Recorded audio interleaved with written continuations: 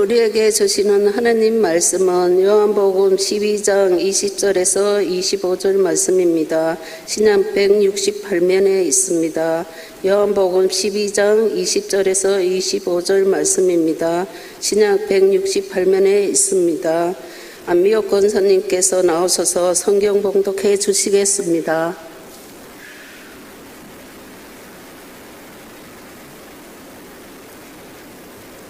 명절에 예배하러 올라온 사람 중에 헬라인 넷이 있는데 그들이 갈릴리 벳세다 사람 빌립에게 가서 청하여 이르되 선생이여 우리가 예수를 배우고자 하나이다 하니 빌립이 안드레에게 가서 말하고 안드레와 빌립이 예수께 가서 여쭈니 예수께서 대답하여 이르시되 인자가 영광을 얻을 때가 왔도다. 내가 진실로 진실로 너희에게 이르노니 한 알의 밀이 땅에 떨어져 죽지 아니하면 한 알 그대로 있고 죽으면 많은 열매를 맺느니라. 자기의 생명을 사랑하는 자는 잃어버릴 것이요 이 세상에서 자기의 생명을 미워하는 자는 영생하도록 보존하리라. 아멘. 기도하겠습니다. 우리에게 좋은 걸 줄 원하신 아버지 하나님, 비가 오는 가운데서도 저희는 담대한 믿음으로 주 앞에 나와서 예배하게 하심을 감사합니다. 오직 주님 바라보게 하시고 주께서 주신 말씀을 통해서 우리 삶이 슬픔에서 기쁨이 되게 하여 주시고 황량한 광야 같은 세상 가운데 때를 따라 돕내로 승리하는 저희가 되게 도와주시옵소서.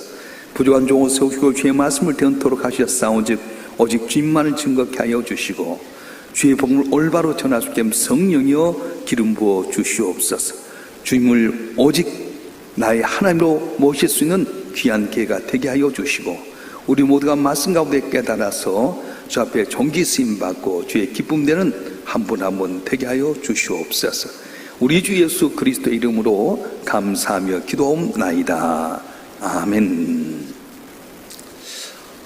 미국 샌프란시스코의 로스 알데 힐이라고 하는 작은 마을에 수십 년 동안 우체부로 섬겼던 요한이라고 하는 사람이 있었습니다. 이분은 자기가 매일 80km의 길을 걸어가면서 이제 집배원으로 일하게 되는데 어느 날 거친 이 황량한 길을 걸어가면서 문득 그런 생각이 들었습니다. 비가 오나 눈이 오나 일을 걸어가면서 내가 이렇게 우편을 배달하고 있는데 남은 삶의 일정도 이렇게 쓸쓸한 거리를 다니다가 끝내야 되는가, 그런 생각이 들었습니다. 풀 한 폭이 꽃 한 송이 피지 않는 황량한 길을 걸어가는데 따분하고 무미한 인생을 사는데 인생이 너무 가볍게 생각되는데 어느 날 무릎을 탁 치면서 그런 생각을 했어요. 어차피 나에게 주어진 이 길이라고 한다면 매일 반복되고 낙심할 필요가 무엇이 있겠는가. 아름다운 마음으로 내 일을 해보자. 아름답지 않은 곳이 있다고 한다면 내가 아름답게 하면 좋지 않겠는가, 그런 마음을 가졌어요. 그래서 매일같이 똑같은 길을 우편 집배원으로 가게 되는데 한쪽 주머니에다가 꽃씨를 담게 됩니다. 그럼 매일 가고 오면서 주머니에 있는 꽃씨를 황량한 곳에 하나씩 하나씩 뿌렸어요. 그리고 세월이 1년 2년 가면서 돌이켜보니까 생각지 못하게 황량한 길가에가 꽃이 피었습니다. 봄에는 봄꽃이 피고 여름은 여름꽃이 피고 가을은 가을꽃이 피면서 노랑, 빨강, 또 초록의 꽃이 피어졌습니다. 더 이상 이 80km의 거리는 황폐한 거리가 아니었습니다. 콧노래와 휘파람이 절로 나오는 기쁨의 거리가 되었습니다. 꽃길을 걸어가는 우체부 요한의 뒷모습은 그 자지로 한 폭의 그림과 같았던 겁니다. 여러분, 우리 인생의 아름다운 이유가 무엇입니까?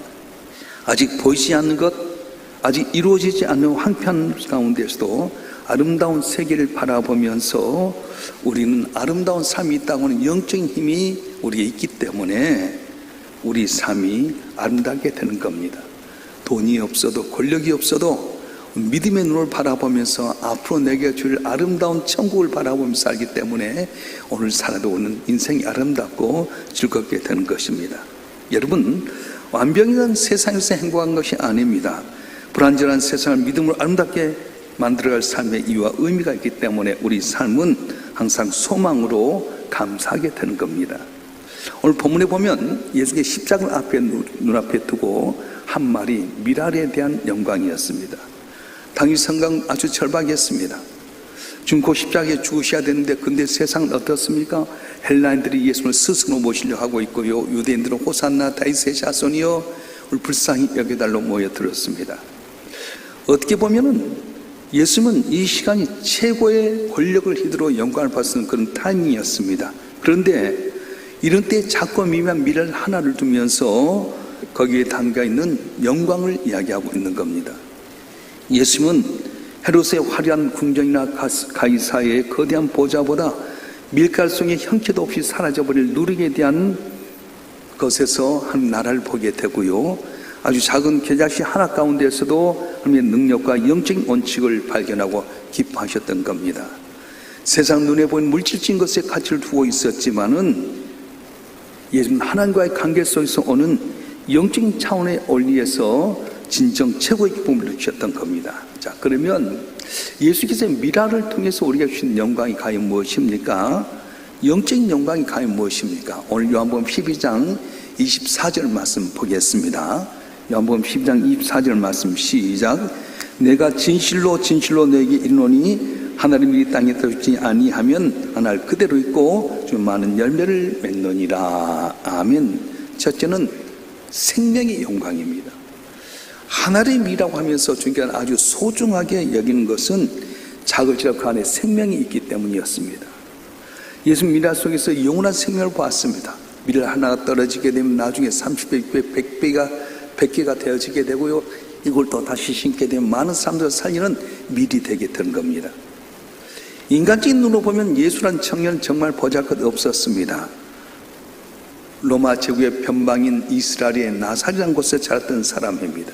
그런데 예수님은 그 때문에 낙심하지 않으셨습니다. 자기 안에 온 인류를 살릴 수 있는 생명의 능력이 있음을 아셨기 때문에 지금 비록 초라하고 보잘것 없고 십자가를 보는 것 같지만 낙심하지 않으셨습니다. 예수님 한 분이 이 땅에 오셔 십자가에서 못 박혀 좀 하나의 썩은 미랄이 되었더니 온 세계가 구원받는 귀한 영광을 누리게 될 겁니다. 여러분, 생명이 없는 건 곧 무너지게 됩니다. 헤롯의 화려한 궁전도 무너지게 됐고요. 솔로몬의 성전도 다 흔적 없이 무너졌습니다. 그런데 하나님의 태초에 창조하신 미랄 하나는 지금까지도 온 일을 먹여 살리는 귀한 식물로 우리에게 가까이 있게 된 겁니다. 우리는 내가 대단한 능력을 행했다는 것보다는 내가 구원받아 하늘 생명체에 기록된 것에 대해서 자부심 가져야 됩니다.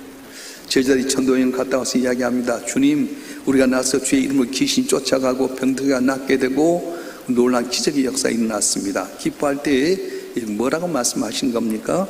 누가복음 10장 19절 20절 말씀 한번 읽어보겠습니다. 누가복음 10장 19절 20절 말씀 시작. 이 말씀으로 말미암아 유대인 중에서 다시 분쟁이 일어나니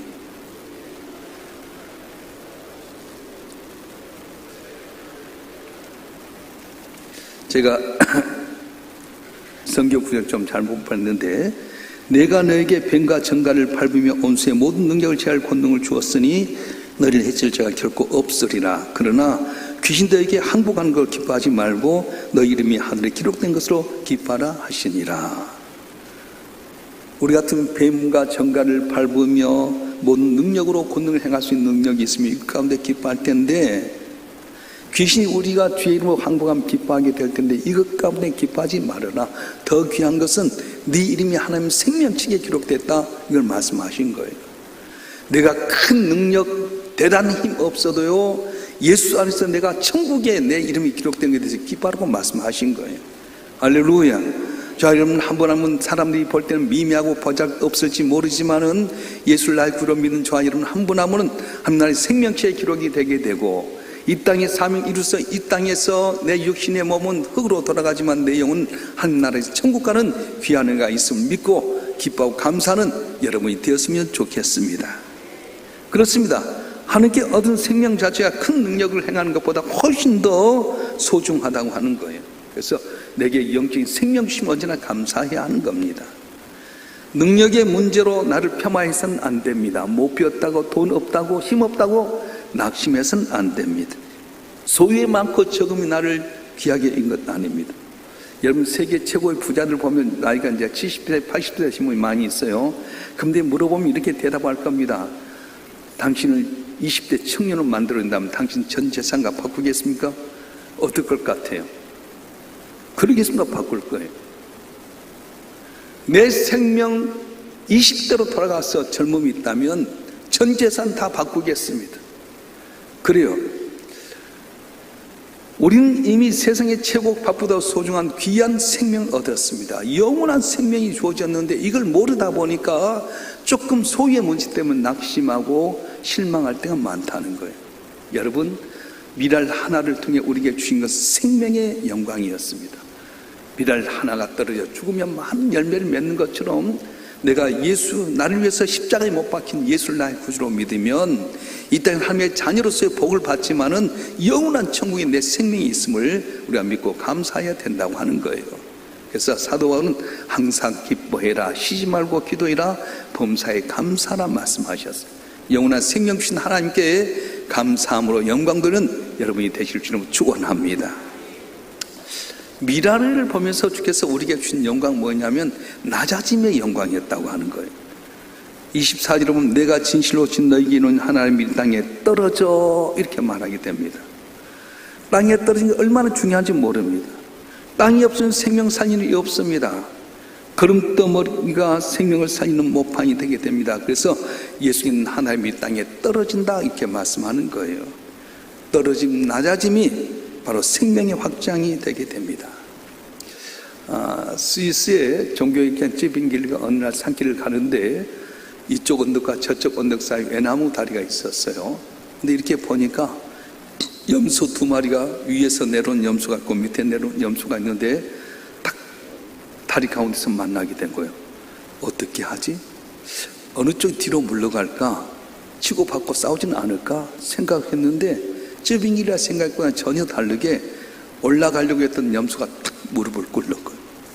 그랬더니 위에서 내려온 염소가 무릎 꿇은 그 염소의 등을 받고 내려가고 그리고 나중에 나서 이 무릎 꿇었던 염소가 일어나서 유유히 떠나는 걸 보았습니다. 그렇다.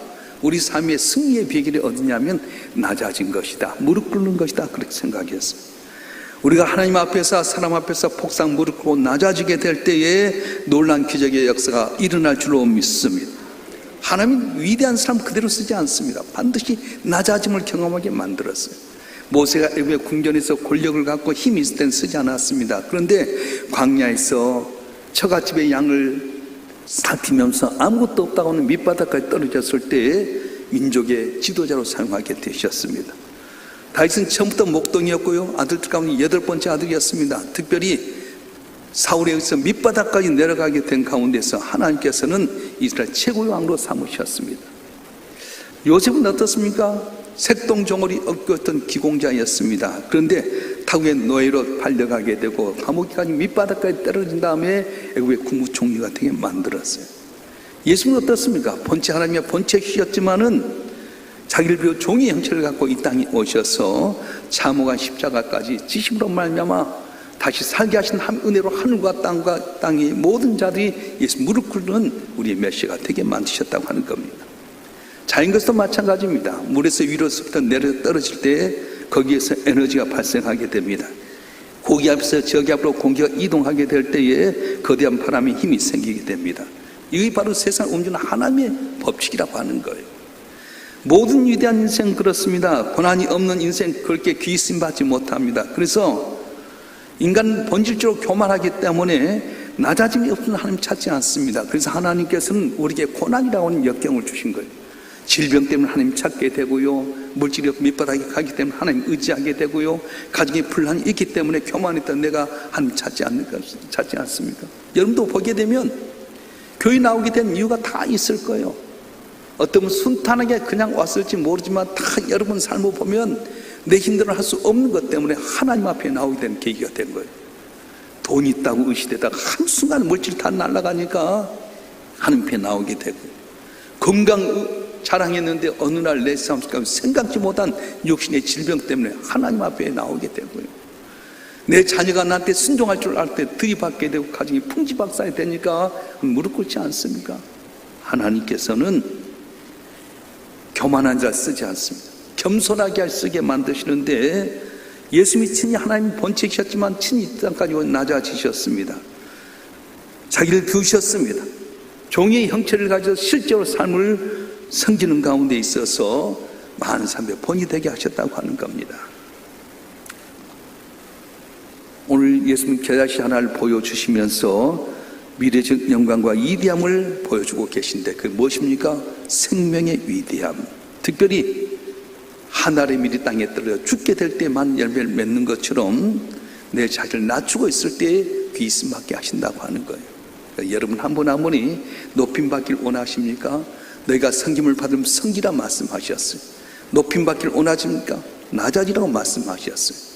이 미랄의 영광은 생명의 영광도 있었지만 낮아지게 때 더욱더 영광을 얻게 하셨는데 우리 모두가 항상 겸손하고 낮아지고 좀 의지함으로 말미암아서 더욱 높아지는 귀한 영광의 자리에 오른 여러분이 되실 줄을 축원합니다. 축원합니다. 자, 그래서 미랄 하나 가운데 영적인 비결이 뭐냐면 생명의 영광이 있었고요, 낮아짐으로 얻는 영광이 있었어요. 그런데 미랄이 어때야 됩니까? 죽음으로 사는 영광이 있었어요. 오늘 25절 말씀 한번 볼까요? 25절 말씀 시작. 자기의 생명을 살아간 자는 잃어버릴 것이요 자기의 생명을 미워하는 자는 영생하도록 보존하리라. 아멘. 자신의 왜 집착하고 자신만을 위하게 살기 원하는 사람은 결국은 자기를 잃어버리게 되고 망가뜨려지게 된다고 하는 겁니다. 우리가 자기의 생명을 미워하고 자신의 생명을 보존하면, 자기의 생명을 오히려 희생하면 거기에서 내가 보존되고 살게 된다고 하는 거예요. 본성적으로 이기심을 포기한 사람, 다른 사람을 사랑하기 위해서 나를 낮추는 사람, 특별히 자기를 희생한 사람이 죽음을 통해서 생명을 얻는, 구원을 얻는 은혜를 주께서 주셨습니다. 지금 위치가 어떠냐면 십자가를 앞에 두고 있는데 헬라 사람 몇몇이 와서 스스로 삼겠다고 합니다. 유대인들이 왕으로 모시려고 하고 있는 상황입니다. 그런데 예수님은 어떤 길을 택합니까? 십자가의 길, 죽음의 길을 택하게 됩니다. 예수님은 하나님 본체셨습니다.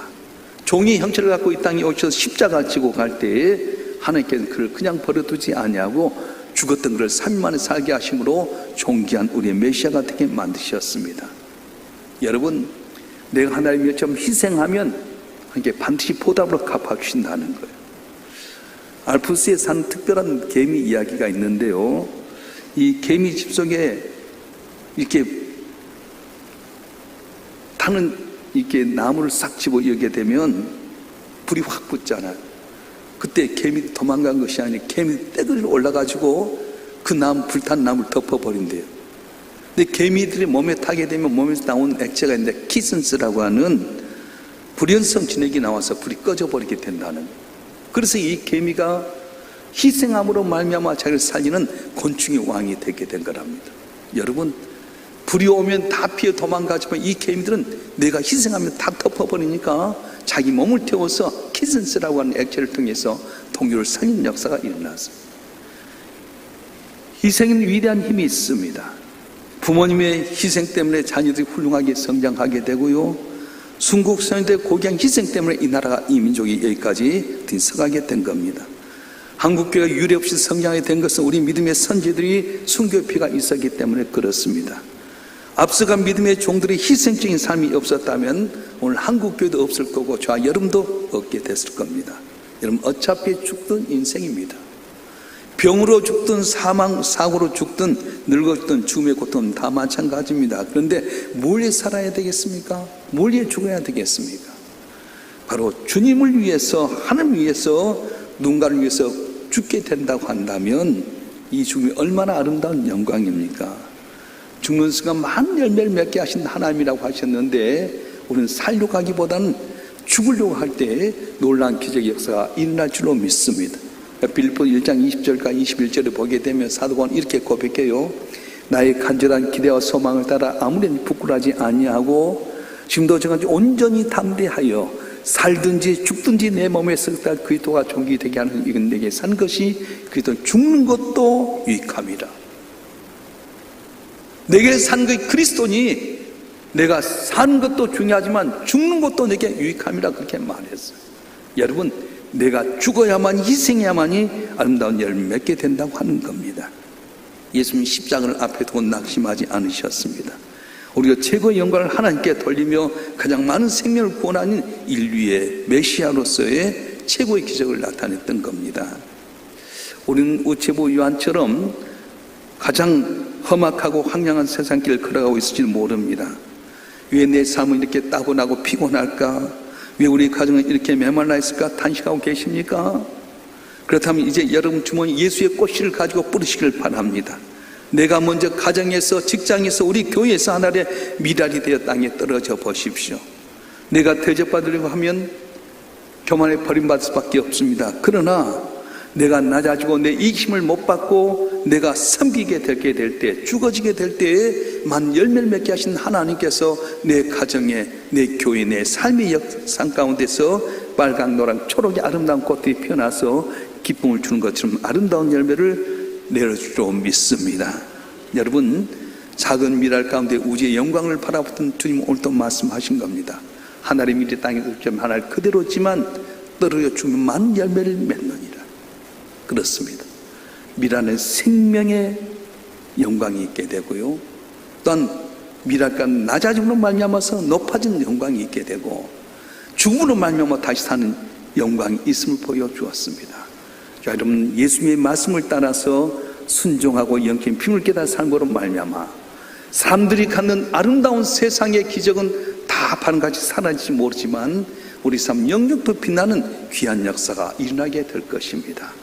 주의 말씀이 언제나 순종해서 주님같이 삶으로 말미암아서 이렇게 복 주셔서 승리하는 저와 여러분 되기를 좀 축원합니다. 축원합니다. 우리 다 같이 주여 삼창 한번 통독 기도하십시다. 여러분 어떻습니까? 돈이 많이 있어야, 권력이 있어야 내가 영광 얻는다고 생각합니까? 아닙니다. 그것보다 더 중요한 영원한 생명 내게 주심을 믿고 감사해야 됩니다. 내가 낮아지게 될 때 영광을 주신 하나님인데 교만했던 모습 때문에 회개하시고, 지금 내가 겸손하길 원합니다. 내가 희생함으로 말미암아 많은 열매를 맺길 원합니다. 내 가정에서, 내 교회에서, 내 삶의 현장 가운데 주의 영광을 나타내 우리의 삶이 되게 해달라고 구체적으로 주여 삼창하고 통수로 기도하겠습니다. 만복의 근원이신 아버지 하나님, 세상은 넓은 길, 쉬운 길 가길 원하지만 주님께는 우리에게 미랄 하나를 보여주시면서 너는 좁은 길로 가라, 너희는 오히려 낮아짐의 자리로 가라, 희생의 길로 가라고 말씀하셨습니다. 세상 권력 있고 물질이 있을 때 영광을 얻지만 우리는 그것보다는 예수 안에 생명 주셨사온즉 감사하게 하여 주시고, 영원한 생명을 얻는 우리가 항상 기뻐하고 충성함으로 주의 기쁨이 되게 도와주시옵소서. 나를 높이면 떨어질 수밖에 없습니다. 하나님 이 땅에 떨어져 죽는 것처럼 내가 낮아지게 하시고 겸손하게 하여 주시고 죽음으로 말미암아 다시 살아나는 귀한 복을 받는 저희가 되게 도와주시옵소서. 인간의 방법, 인간의 생각이 아니라 말씀대로 삶으로 말미암아 시작은 몇 날로 창대케 하여 주시고 우리 삶이 주의 기쁨 면류관 되게 도와주시옵소서. 우리 순서를 감당한 주의 종들에게 남이 알지 못한 7배 복을 다하여 주시고, 권사에서 특수로 하나님께 영광을 돌렸습니다. 권사의 회장과 회원들 한 분 한 분의 삶이 처음 기름 부어 세움받아 권사로 임직받을 때 감격을 다시 회복하여 주셔서 첫사랑 회복하는 가운데 이전보다 더욱더 복받게 하여 주시고, 나 하나의 희생과 헌신 때문에 내 가정이 살고 교회가 살고 이 나라 인민족이 복받는 귀한 역사 일어나게 도와주시되 우리 권사님들 가정에 7배 복으로 갚아 주시옵소서. 귀한 예물 믿음으로 드렸사오즉 예물 기뻐 받아 주시고 하늘의 신령한 꼴로 만족케 하시고 이 땅에 증거 윤택케 하여 주시어서 저들이 베풀고 나눠주는 주의 손길 되게 해 주시옵소서. 이름 없이 빛도 없이 섬기는 많은 봉사들이 있습니다. 낱낱이 주께서 기억하여 주시고 나가도 복받고 돌아도 복받고 전능하신 하나님이 나의 하는 것을 모든 아는 은총의 기적을 하여 주시옵소서. 이 나라 민족 기억하여 주시고 지금 서로 당약 가운데 서로 싸우고 불평불만하고 있지만 저들 가운데 성령의 역사하여 주셔서 국민을 생각하게 하시고 나라를 생각하는 정치가들이 되게 도와주시옵소서. 경제도 회복되게 하여 주시고 사회교육 모든 문제를 주께서 평안케 하셔서 이 나라의 민족이 믿음의 선지자의 기도로 세워진 이 나라가 온 땅에 복음을 수출하는 가장 살기 좋은 대한민국이 되게 하여 주시옵소서.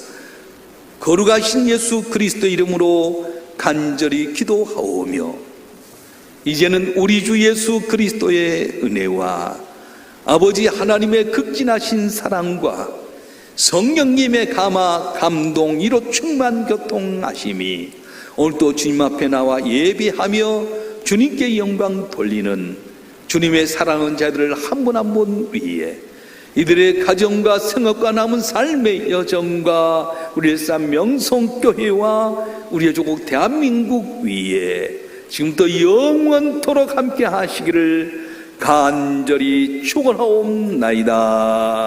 아멘.